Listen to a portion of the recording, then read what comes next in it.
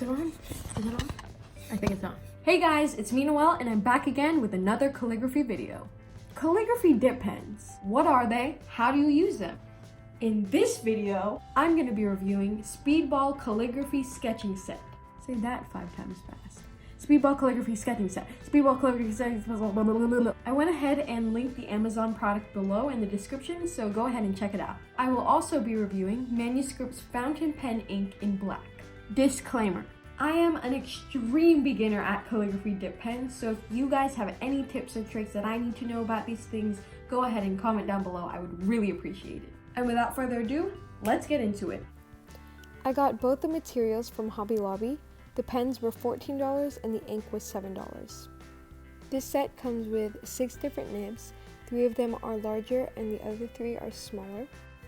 These are the 2 pen holder sizes that it comes with. The one on the bottom is for the larger tips and the one on the top is for the smaller tips. It also comes with an instruction booklet. It teaches you how to hold the pen and how to move the pen. Basically, you have to hold it at a 45-degree angle. It also shows you some designs that you can copy. On the back, it shows you some fonts that you could do. With this set, you could do copperplate and Spencerian, I think that's how you say it. It also shows you how to flourish and some lines and textures that you can recreate. The first nib I will be showing you guys is nib 512. So to insert your nib, you're just going to take it and gently push it into the ring of the pen holder.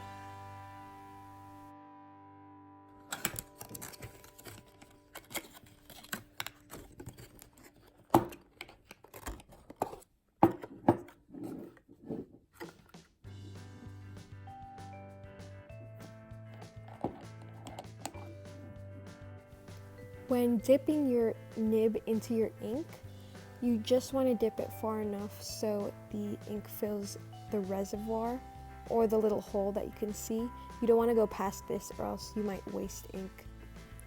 When writing with calligraphy pens, you want to hold your pen, like I said earlier, at a 45-degree angle, and you don't want to move your wrist or your fingers. You want to move your entire hand and keep it steady.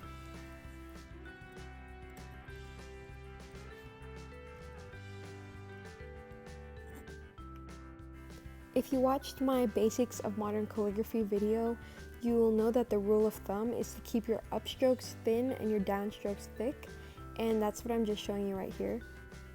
Here you'll start to see that I'm running out of ink, and you'll know when you need to re-dip when your ink reservoir is empty, and instead of getting a solid line, you kind of get this empty line, or 2 little lines that are parallel to each other.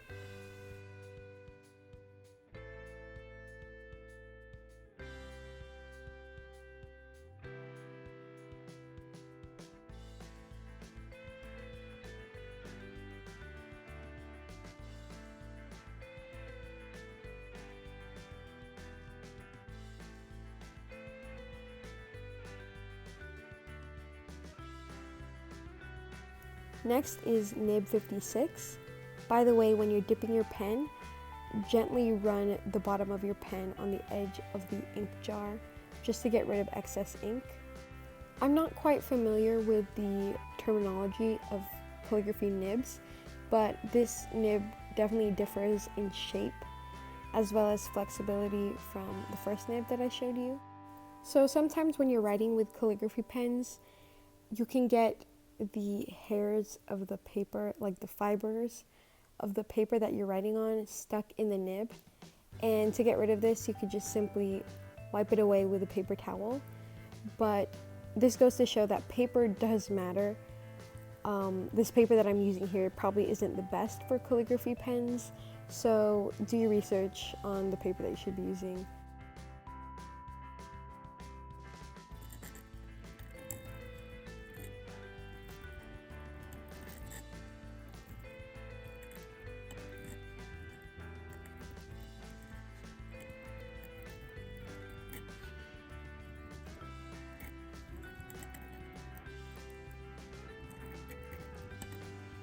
I am so sorry, you could definitely hear me breathing heavy in the last clip, but I wanted to leave the sound on because the sounds that calligraphy pens make are just so satisfying to me.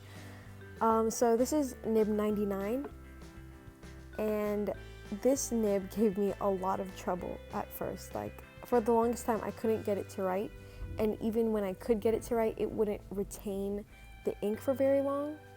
And I'm not sure if this was a manufacturing issue or it was something I caused, like I opened the package too aggressively or something, but this nib was the hardest one out of all of them to use for me.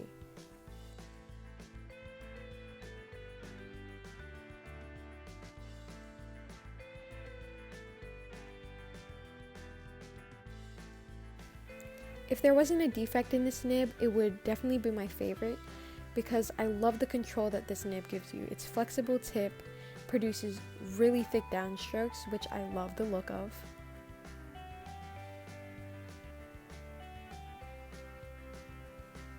So as you can see here, it definitely produces thicker lines than the previous two. What I didn't like about this nib though was the fact that it produced really messy hairlines and that it didn't retain ink for very long. I actually had to dip it into the ink every 2 seconds. It was crazy.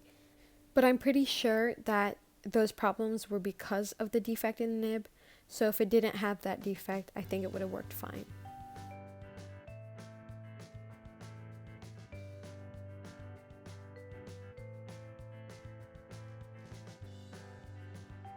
So those were the 3 bigger nibs of the set, and now I'm going to move on to the 3 smaller ones. What's different about the smaller nibs are that they have cylindrical bases instead of semicircle bases.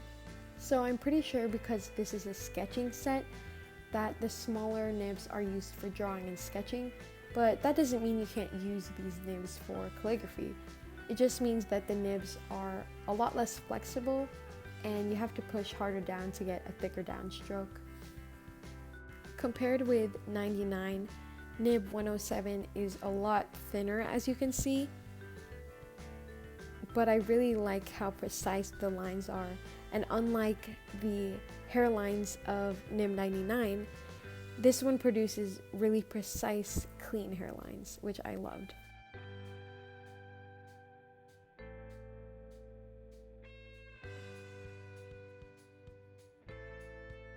Next is nib 108. By the way, I apologize for the change in lighting. The sun went down and I had to turn on my light, so sorry about that switch. This nib also gave me problems, but not for the reason that it had a defect or anything. It was just that, I don't know, I think it's my paper or something, but every time I tried to make an upstroke and move the pen upwards, the ink would splatter everywhere. Like, the nib would get stuck in the paper and it would kind of be a mess. It also wasn't the best at retaining ink, as you can see here. But I really like this nib because, like nib 99, it had a flexible tip, so I could create thick downstrokes, which I loved. But I think I just need to learn how to control my upstrokes better so the ink splatter thing doesn't happen.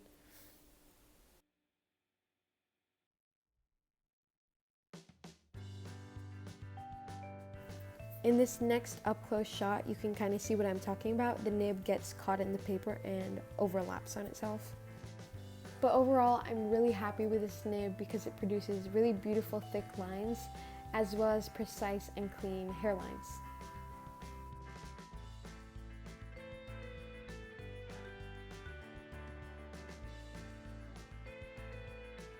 Last but not least is nib 102.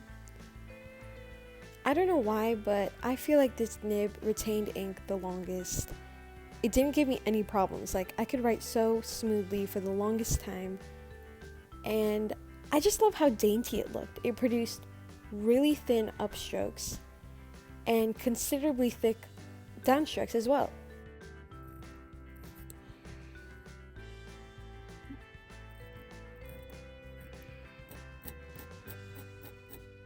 Because this is a sketching calligraphy set, I thought it'd be appropriate to add some sketching in there. So I'm just drawing an eye. I'm not the best artist, illustration wise. I'm more of a calligraphy gal, but here's my attempt. at drawing an eye and a nice eyebrow. I also did a line drawing of a coffee cup. This is more kind of my style. I'm not very good at drawing realistic things. By the way, if you guys want me to do a video on line drawings, comment down below and let me know.